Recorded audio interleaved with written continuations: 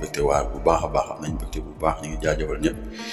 taxaw seetlu bi mooy suba la discours à la nation bi kon na ko saay waxee ni ko yéenekaay yi waxee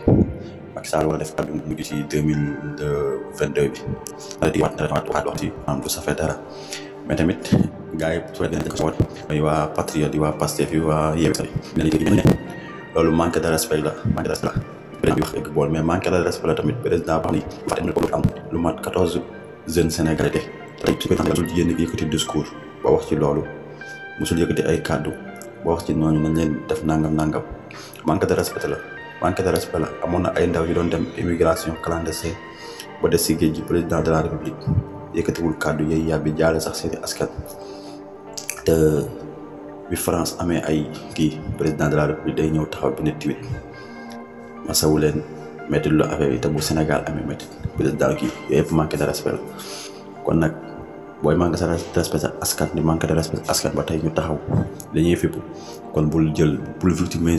victimiser wu ci loolu naan def naa nga manque de respect parce que Sénégal moo président bi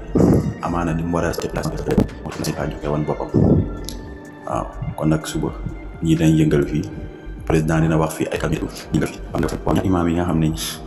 imaam beeg chef de village waru ñoo xuloo de dara waru leen a boole parce que chef de village mooy borom dëkk bi imaam mooy jiite dëkk bi mooy jiite jumaa ji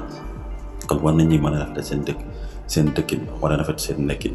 coow li xaw na coow yooyu bari na ci réew mi parce que yaa ngi dégg coow lu ne bu tawee suba imaam nangam bu subaa imaam nangam ba ci noddukat bu ñu rayoon ci benn dëkk ba léegi mooy loolu mu nekkoon leen taxawal seetlu am mbégte bu baax di leen jaajëfal di leen jox dig daje ci beneen waxtaan jaa ngeen jëf